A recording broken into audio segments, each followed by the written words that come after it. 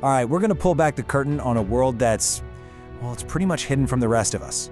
We're talking private islands, invisible walls, even underground bunkers built for the ultra-rich. And look, these aren't just fancy neighborhoods. These are entire worlds designed from the ground up for one single purpose: to keep ordinary people out. In this quote, it just nails it. There are cities where the gates never open unless you're a billionaire. Think about that. We're not just talking about some expensive street. We're talking about whole communities, even entire countries, where your bank account isn't just a status symbol. It's the actual literal key that gets you through the door. Okay, so let's dive into the most obvious barrier first: the price of admission. We're talking about a price tag so high it feels like a made-up number. These are places designed from the get-go to be completely impossible for, 99.9% of us to even think about. And what's really wild is this trend of ghost properties. You've got these incredible mansions in cities like London and New York, and nobody lives in them. They're basically just giant, empty safety deposit boxes that you can walk right past on the street. They're not homes, they're just a place to park cash, far away from anyone's prying eyes. So, how much cash are we really talking about here? Well, take London's Kensington Palace Gardens. They call it Billionaires Row for a reason. The average property there is worth £35 million, and that's not for a palace. That's just the average home on a street where you've got oligarchs, royalty, and ambassadors as your neighbors. Just insane. All right, so let's say buying is off the table. Maybe you'll just rent, right? Well, good luck with that. In Hong Kong's super exclusive Deepwater Bay, a single apartment can run you up to $90,000 a month. I mean, for that price, I guess you get to literally look down on the rest of the world from your private pool. But the all-time record? Oh, that goes to New York's Billionaires Row.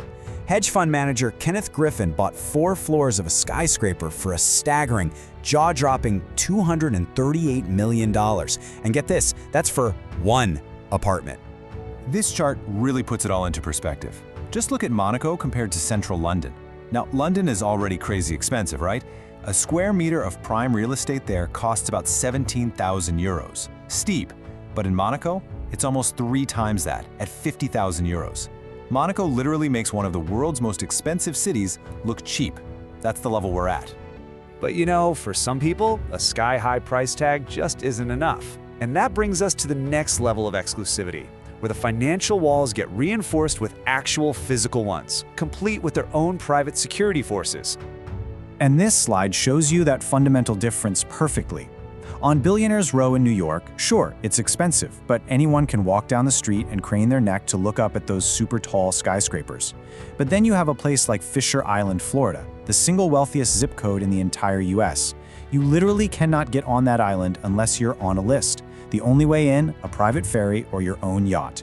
Then you've got Monaco, an entire country basically engineered for the super rich. It's a true fortress of wealth. First, there's no personal income tax, which is obviously a huge draw, but to protect all that money, it also has the highest police-to-citizen ratio in the world. The result? A homicide rate of basically 0. It's a perfect, secure little bubble.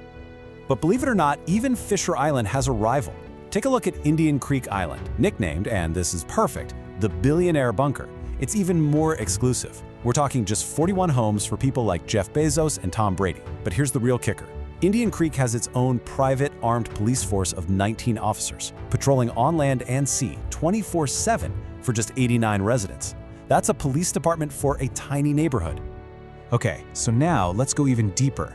Let's look at places that aren't just gated, but are designed from the ground up, from the very pavement on the streets, with the specific goal of creating separation. This isn't just about gates. This is social engineering through city planning. And Atherton, California, home to all the top Silicon Valley execs, is a masterclass in this. It's like a playbook for how to build invisible walls. Step 1, get rid of all the sidewalks. Step 2, install only 4 streetlights in the whole town.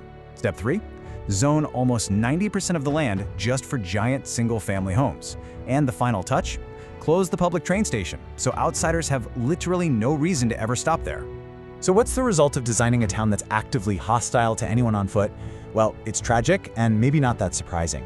Atherton has one of the highest pedestrian death rates in the entire Bay Area, a direct and fatal consequence of its exclusionary design. Then you have these grand, ambitious projects like NEOM in Saudi Arabia. This was pitched as a $500 billion futuristic utopia.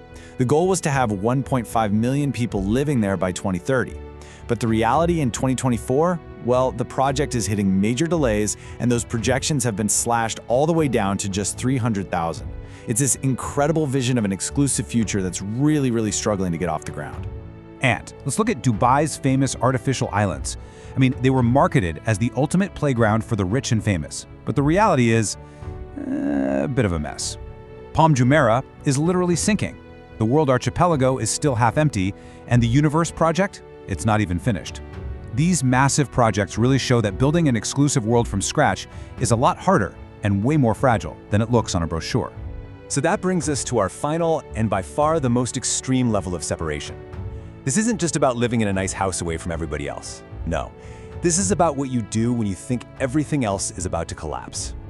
This quote from LinkedIn's co-founder, Reid Hoffman, just captures the whole vibe perfectly. Saying you're buying a house in New Zealand is kind of a wink wink, say no more, because among the Silicon Valley elite, that's exactly what it is. It's code. It's the unofficially agreed upon place to build your doomsday bunker. It's the final escape hatch from a world they helped build. So when you hear the word bunker, what do you picture? Probably some cold concrete room with stacks of canned food, right? Well, you're gonna need to completely erase that image from your mind. Because this is what's actually inside these things. We are talking about 13,000 square foot underground complexes. They have bowling alleys, movie theaters, private gyms, greenhouses for growing fresh food, and even shooting ranges. These aren't shelters, they're luxury resorts designed to let you ride out the end of the world in absolute comfort and style.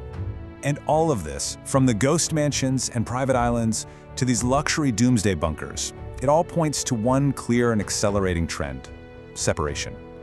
And that leaves us with one last, really important question to think about.